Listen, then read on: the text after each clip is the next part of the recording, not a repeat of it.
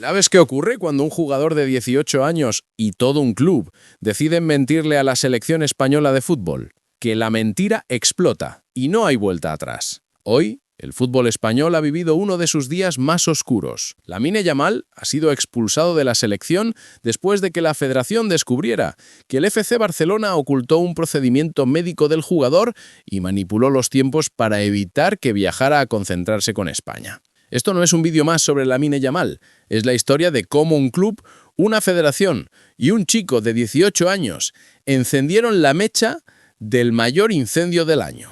Déjale un like, suscríbete y comparte, porque lo que vas a escuchar merece que se sepa. El vestuario de las Rozas amaneció tranquilo. Se escuchaban risas, bromas y el sonido habitual de las botas chocando contra el suelo. Todo parecía normal, hasta que llegó un informe sellado desde Barcelona. Un sobre cerrado, con el nombre del jugador y un detalle que lo cambiaría todo. Tratamiento de radiofrecuencia realizado en la mañana del lunes. Reposo recomendado 7 a 10 días. Silencio absoluto. Los médicos se miraron entre sí. Nadie había sido avisado. En cuestión de minutos la calma se convirtió en una tormenta. El cuerpo técnico pidió explicaciones al club, pero el teléfono no sonaba. La federación, consciente de lo que significaba aquello, convocó de urgencia a su equipo médico y jurídico. Y fue en esa reunión donde se tomó la decisión más dura que se recuerda. Lamine Yamal quedaba fuera de la selección española de forma inmediata y sin fecha de regreso. El motivo era tan grave como evidente. El Barça había permitido que su jugador estrella, convocado por España, fuera sometido a un procedimiento invasivo sin comunicarlo, lo habían hecho a espaldas de la federación, sin autorización, y justo el día en que debía presentarse en Madrid. El mensaje era claro. El club quería proteger su inversión, aunque eso significara romper la confianza institucional. La reacción dentro de las Rozas fue de indignación absoluta. Esto no es un error, es una traición, se escuchó decir a uno de los médicos mientras el presidente pedía calma. Pero ya era tarde. El daño estaba hecho. La federación interpretó aquel gesto como una falta de respeto total, no solo al seleccionador, sino a la camiseta nacional, porque en el fútbol hay errores que se pueden entender, pero las mentiras no se perdonan. Mientras tanto, en Barcelona, el ambiente era completamente distinto. El club trataba de mantener el control como si nada hubiera ocurrido, pero en el despacho de Laporta las caras eran serias. Sabían que la noticia ya había llegado a Madrid y que en cuestión de horas sería oficial. Esto se nos ha ido de las manos, reconoció uno de los responsables médicos. La orden de Laporta fue clara. Silencio absoluto, ni una declaración, ni una palabra, ni un gesto. Pero el silencio esta vez solo hacía más ruido. Lamine, ajeno a todo lo que estaba ocurriendo a su alrededor, aterrizó en Madrid creyendo que solo debía pasar una revisión de rutina. Ni siquiera imaginaba que la federación ya había decidido apartarlo. Cuando llegó al hotel y se enteró, su cara cambió por completo. Un chico de 18 años, señalado públicamente, sin entender del todo por qué estaba en medio de una guerra entre su club y la selección. Los jugadores que ya estaban concentrados se miraban entre sí sin saber qué decir. Algunos intentaron animarlo, otros simplemente se apartaron. En el fútbol todos saben lo que significa ser liberado de una convocatoria. No es descanso, es castigo. Lo que enfadó a la federación no fue solo el ocultamiento del procedimiento, sino lo que representaba. No era la primera vez que el Barça hacía algo así. En los últimos meses varios episodios similares habían generado roces con el cuerpo técnico de la selección. Pero lo de hoy fue la gota que colmó el vaso. Porque si un club empieza a decidir por su cuenta cuándo un jugador puede o no representar a su país, ¿dónde queda el respeto? El comunicado oficial fue escueto, pero demoledor. La Federación Española de Fútbol informa de la liberación del jugador Lamine Yamal, tras haber sido sometido a un procedimiento médico no comunicado con antelación al cuerpo médico de la selección nacional. En apenas 4 líneas, se había escrito una página negra del fútbol español. La decisión fue inmediata. Lamine debía regresar a Barcelona y no volvería a vestir la camiseta de España hasta nuevo aviso. Dentro del Barça, la noticia cayó como un jarro de agua fría. El vestuario, acostumbrado a la presión, esta vez no sabía qué decir. Xavi intentó proteger al chico, pero su gesto en el entrenamiento del martes lo decía todo. Esto no tenía que haber pasado, y menos con un jugador así. Los servicios médicos del club intentaron justificar la decisión como una medida preventiva, alegando que el tratamiento no era grave, pero los tiempos eran imposibles de defender. Hacerlo el mismo día de la concentración y sin informar a la federación era simplemente inaceptable. El presidente de la RFA, al leer los detalles, fue tajante. Han jugado con nosotros, han jugado con el escudo y eso no se permite. Ordenó que el caso se documentara oficialmente y que se enviase una copia al comité médico de la UEFA, en caso de que el Barça intentase recurrir. La palabra expulsión apareció varias veces en los documentos internos, aunque públicamente se usó el eufemismo liberación. En el fondo, todos sabían lo que significaba. Lamine Yamal acababa de convertirse en el primer jugador en décadas en ser apartado de la selección por un conflicto médico. La noticia corrió como pólvora. Los jugadores de la sub-21, que entrenaban en el campo contiguo, se enteraron antes de que terminase la sesión. Algunos no podían creerlo. Otros, con más experiencia, sabían que en estos casos el daño no es solo deportivo, es reputacional. Y cuesta años repararlo. Esa misma noche el jugador regresó a Barcelona en silencio. No hubo declaraciones, no hubo cámaras, solo el reflejo de un chico que había pasado de ser el futuro del fútbol español a estar en el ojo del huracán. Y lo peor de todo es que, según quienes conocen bien al Barça, esto no fue un accidente, fue una jugada calculada. El club temía que el jugador sufriese una recaída durante los partidos con la selección y prefirió actuar por su cuenta. Pero en ese intento de protegerlo, lo expuso más que nunca. La Federación, harta de lo que considera una estrategia repetida del Barça, lo ha dejado claro. Ningún club, ni siquiera el más poderoso, está por encima de la selección. Y en ese mensaje, el castigo a Lamine Yamal se ha convertido en un símbolo. Porque en el fútbol, como en la vida, hay decisiones que dejan cicatriz. Y esta, sin duda, marcará un antes y un después. La noticia corrió más rápido que un contraataque de Vinicius. Antes del mediodía todo el país ya sabía lo ocurrido. Las imágenes de Lamine Yamal saliendo del hotel de concentración con la capucha puesta y la mirada perdida dieron la vuelta a España. Nadie entendía cómo algo así podía haber ocurrido entre la selección y el club más poderoso del país. Pero en los despachos de la Federación, la decisión ya estaba tomada y no había margen para el perdón. A las 11:30, el presidente de la RFF convocó a su equipo en una reunión extraordinaria. «Esto no es un malentendido», dijo con tono seco. «Es una falta de respeto. No vamos a mirar hacia otro lado». La tensión se podía cortar con un cuchillo. Los médicos federativos explicaron punto por punto cómo el club había realizado el tratamiento sin comunicarlo y cómo la intervención requería reposo absoluto. «Si lo hubiéramos sabido, ni siquiera lo habríamos convocado», añadió uno de ellos. Y esa frase, breve y directa, selló el destino del jugador. La Federación, con el visto bueno del presidente, preparó un segundo comunicado, más contundente que el anterior. La Real Federación Española de Fútbol lamenta la falta de transparencia mostrada por el FC Barcelona en relación con el estado físico de su jugador Lamine Yamal. Ante la evidencia de una intervención médica no comunicada, el jugador queda apartado indefinidamente de las convocatorias oficiales. La palabra indefinidamente retumbó como un mazazo. En el fútbol moderno eso equivale a una condena sin fecha. Mientras tanto, en Barcelona, el clima era de incredulidad. Xavi Hernández, visiblemente molesto, interrumpió el entrenamiento para hablar con sus jugadores. «Esto no puede ser verdad», dijo en voz alta.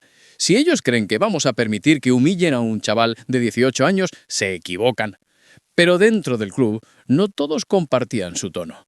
Algunos sabían que el error había sido propio, que el procedimiento se hizo a destiempo y sin avisar, y que el daño ya era irreversible. Laporta, por su parte, activó su modo habitual de defensa, el ataque.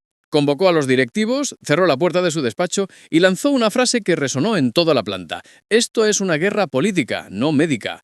Ordenó preparar un comunicado urgente del club, y a las 2 de la tarde el texto ya estaba listo. El FC Barcelona rechaza de forma categórica cualquier insinuación sobre la falta de transparencia en el tratamiento de Lamine Yamal. El jugador fue sometido a un procedimiento menor y se encuentra en perfecto estado. Consideramos desproporcionada e injustificada la reacción de la Federación Española. Un comunicado de manual, limpio, frío y calculado, pero que solo sirvió para echar más gasolina al fuego. En Madrid, la respuesta fue inmediata. Desde la Federación consideraron el texto del Barça una provocación. El presidente se limitó a decir una frase que ya quedará para la historia: no se puede tapar una mentira con otra. A partir de ese momento, el conflicto dejó de ser un asunto médico y pasó a ser un asunto de estado futbolístico. Dentro del entorno de la selección, el enfado era absoluto. Los jugadores se sentían traicionados, especialmente los que conocían bien a Lamine y sabían lo mucho que se había insistido en protegerlo. «No puede ser que tenga tiempo para jugar con el Barça y no para venir con nosotros», dijo un veterano, sin ocultar su malestar. Para muchos, lo que más dolía no era la lesión, sino la sensación de que el club había jugado con la camiseta nacional como si fuera una molestia. En paralelo, el entorno de Lamine intentaba mantenerlo al margen del escándalo. El jugador permanecía en su casa de Castelldefels, alejado del ruido, intentando procesar lo ocurrido. Apenas habló con nadie, más allá de un breve mensaje a un compañero. «Yo solo hice lo que me dijeron». Una frase tan simple como trágica, porque en ella se resume toda la historia. Un chico obediente arrastrado por decisiones que no eran suyas. Mientras tanto, los altos cargos del fútbol español ya veían venir lo que estaba a punto de suceder. El enfrentamiento público más duro entre la Federación y el Barça desde el caso Negreira. Los teléfonos echaban humo, las reuniones se encadenaban, y la tensión era tal que algunos directivos federativos pidieron reforzar los protocolos de comunicación médica entre clubes y selección para evitar otro caso Yamal. A las 5 de la tarde se produjo el primer contacto directo entre ambas instituciones, una llamada corta, seca y tensa. La Federación exigió explicaciones. El Barça respondió que no tenían nada que explicar. Colgaron sin despedirse. En ese momento ya nadie hablaba de soluciones, solo de posiciones. Los medios internacionales comenzaron a hacerse eco del asunto. En Francia, en Italia, en Inglaterra, se hablaba de crisis en el fútbol español. Pero en España, el ambiente era todavía más espeso. Las tertulias deportivas no daban abasto. Los antiguos seleccionadores opinaban, los exjugadores recordaban otros casos parecidos, pero todos coincidían en lo mismo. Esto no era un problema médico, era una batalla de poder. Esa misma noche, la Federación tomó una nueva medida: abrir un expediente disciplinario interno para investigar si el Barça había vulnerado los protocolos federativos. Era un paso formal, pero también simbólico. Un aviso a todos los clubes: el que mienta, paga. En el Camp Nou, el silencio era total. Nadie quería hablar del tema, ni los jugadores ni el cuerpo técnico. Algunos de los más veteranos se acercaron a Lamine al día siguiente y lo encontraron abatido. «No te lo tomes como algo personal», le dijo uno. «Esto es política. Hoy te ha tocado a ti, mañana le tocará a otro». Pero para Lamine no era política. Era orgullo, era dolor, era la sensación de haber perdido algo más grande que un partido. Porque vestir la camiseta de España para él había sido siempre un sueño. Y ahora ese sueño se había convertido en una pesadilla. La situación empeoró cuando se supo que la Federación estudiaba no solo mantener la sanción, sino también emitir un informe oficial a la FIFA sobre lo ocurrido. Era, en pocas palabras, un terremoto institucional. Mientras tanto, en la calle, la opinión pública se dividía. Algunos defendían al Barça, argumentando que el club solo quería proteger al jugador. Otros, más críticos, lo veían como una maniobra más de un club que lleva años actuando al margen de las reglas.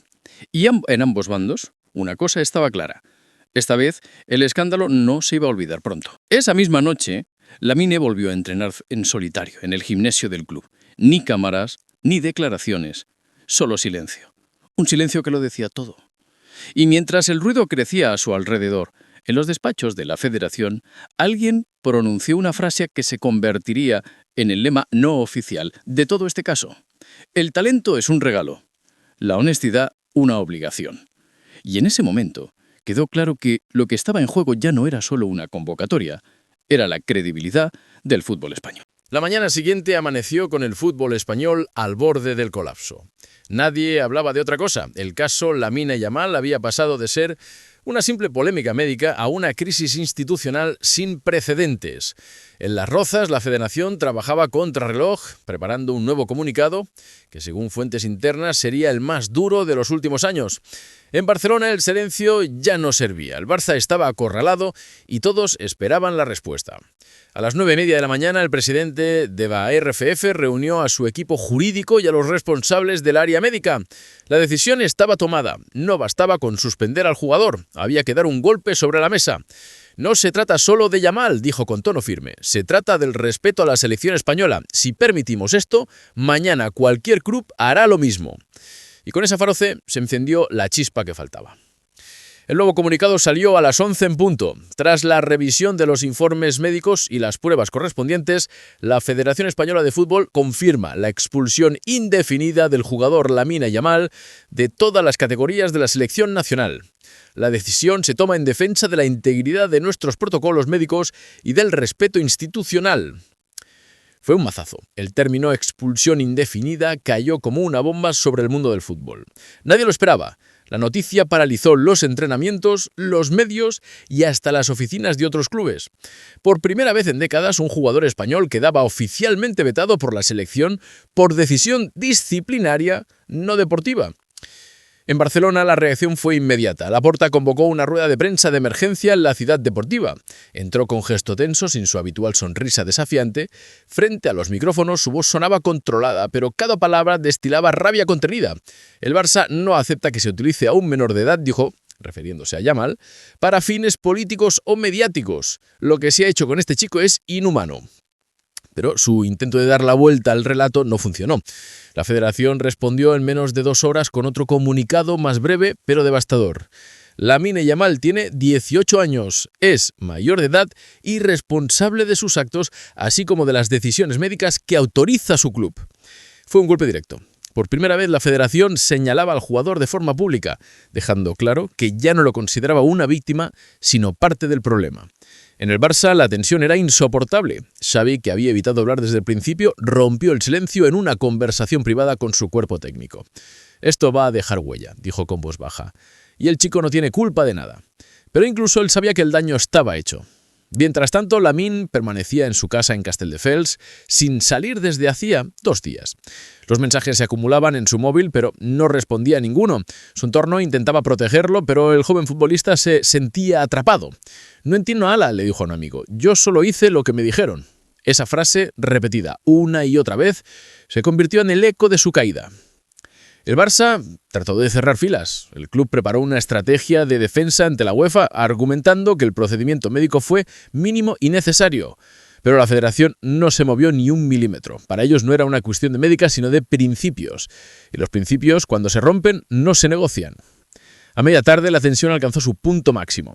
La Federación emitió un comunicado interno a los jugadores de la selección recordándoles la obligación de transparencia médica total y advirtiendo que cualquier ocultación o manipulación supondrá la expulsión inmediata de futuras convocadoras. Era un aviso con nombre y apellido, aunque sin mencionarlo. En ese momento, España entera hablaba de una sola cosa: la ruptura definitiva entre la selección y el Barça. Los más veteranos recordaban que ni siquiera en los años más tensos de rivalidad política y deportiva se había llegado tan lejos. Pero la de ahora no era fútbol, era orgullo, poder y desconfianza. En la calle la gente se dividía. Algunos defendían a Yamal, decían que era solo un chico siguiendo órdenes. Otros, más duros, le acusaban de ser un producto del club, incapaz de entender el valor de representar a su país. En los bares, en los taxis, en las tertulias improvisadas, todos opinaban. Y en todas estas conversaciones flotaba la misma sensación: esto se ha ido demasiado lejos. Esa noche, el presidente de la Federación recibió una llamada desde el Ministerio de Deportes. Querían saber si la decisión era irreversible. La respuesta fue corta: sí, no hay marcha atrás. En los pasillos de Las Rozas, algunos empleados lo celebraron con un aplauso tímido. Otros, en cambio, guardaron silencio, conscientes de que aquel gesto podía tener consecuencias. En el Barça, Laporta no se rindió. Ordenó preparar un informe médico detallado, firmado por los doctores del club, y pidió que se enviara directamente a la FIFA con la intención de demostrar que la intervención fue mínima y no invasiva. Pero la Federación ya no confiaba en ningún papel que viniera de Barcelona. Y en medio de todo, Lamine Yamal seguía sin hablar. Ni un solo mensaje, ni una publicación, ni una palabra. El chico que hace apenas unas semanas era el símbolo del futuro del fútbol español, ahora era el reflejo de un sistema roto. A la 10 de la noche, Xavi fue a verlo en persona. Entró en su casa, con gesto serio. Lo encontró sentado en el sofá, con la televisión encendida y el volumen bajo. No hacía falta decir nada. El silencio pesaba. Finalmente, el técnico rompió la calma. Esto va a pasar, Lamine, pero aprende. En el fútbol, los errores de otros también se paguen. El jugador asintió sin mirarlo. Yo solo quería jugar. Y jugarás, pero ya sabes cómo es este mundo. Esa conversación breve y sincera resume lo que muchos pensaban. Lamine Yamal no era el villano, pero tampoco el héroe. Era la víctima más visible de una guerra que llevaba años gestándose entre la Federación y el Barça. Una guerra que por fin había estallado con nombres y apellidos. Y mientras el reloj marcaba la medianoche, una frase comenzó a circular entre los empleados de la Federación. Esto no es el final, es el principio. Y nadie sabía hasta dónde podía llegar. La mañana del día siguiente fue todo menos normal. En la Federación nadie sonreía, en el Barcelona las caras eran de piedra. El caso Lamine Yamal había pasado de ser una polémica puntual a convertirse en una auténtica guerra institucional. Y lo más sorprendente de todo es que nadie parecía dispuesto a dar el primer paso para frenarla. La Federación amaneció con su decisión tomada. No habría vuelta atrás. Los responsables médicos enviaron a primera hora un informe definitivo al Comité Ejecutivo en el que se dejaba claro que el procedimiento aplicado al jugador no solo requería reposo, sino seguimiento médico posterior. En otras palabras, la intervención se hizo en un momento en que era imposible justificar su convocatoria. Ese documento se filtró de inmediato dentro del propio edificio y para las 11 de la mañana ya todos sabían que la Federación no rectificaría. El presidente lo dejó claro en una frase durante la reunión interna. No se trata de ganar una guerra, se trata de recuperar el respeto. Y con eso bastó. A partir de ese momento el caso quedó sellado. Lamine Yamal, expulsado indefinidamente, no volvería a la selección hasta nuevo aviso. En Barcelona el silencio era casi teatral. Laporta evitó comparecer, delegó las declaraciones en el Departamento de Comunicación y ordenó a todos los jugadores no mencionar el tema ni en público ni en privado. Pero la tensión se notaba en el aire. Algunos empleados del club admitían que había un ambiente de resignación. Sabían que por mucho que intentaran dar explicaciones, el relato ya estaba escrito y la opinión pública había dictado sentencia. El joven Lamine volvió a aparecer en la ciudad deportiva, acompañado de su padre. Entró cabizbajo, sin mirar a nadie, se entrenó en silencio y se marchó sin decir palabra. El gesto lo decía todo. El chico que hace apenas unas semanas representaba el futuro del fútbol español, ahora parecía un jugador cualquiera, perdido entre la burocracia, las instituciones y los egos de los adultos. Mientras tanto, la Federación preparaba su jugada final. A media tarde envió un dossier completo a la FIFA, con toda la documentación médica y cronológica del caso, un movimiento que dejó al Barça sin margen de maniobra. En ese informe se detallaban las fechas exactas del procedimiento, las omisiones de comunicación y las discrepancias entre los informes médicos del club y los de la selección. Fue la forma más elegante y cruel de cerrar la herida. Sin gritos, sin declaraciones, solo papeles, sellos y silencios. En el mundo del fútbol todos sabían lo que eso significaba. El asunto ya había salido de España. A partir de ahora, la historia se escribía en despachos internacionales, donde las relaciones entre instituciones valen más que los comunicados. Esa noche la noticia dio la vuelta al planeta. Los medios europeos hablaban de la ruptura definitiva entre el Barça y la Federación, y las imágenes de Lamine saliendo del entrenamiento con rostro serio se repitieron una y otra vez. No hacía falta subtítulo. Todos entendían lo que estaba pasando. En los pasillos del fútbol español, algunos respiraban aliviados. Por fin alguien había puesto límites.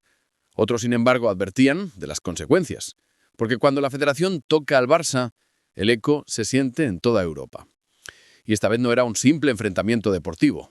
Era una guerra política, médica y simbólica. Durante la noche, varios jugadores veteranos de la selección se reunieron en privado. Querían hablar del futuro, de lo que había pasado, de lo que esto significaba para ellos.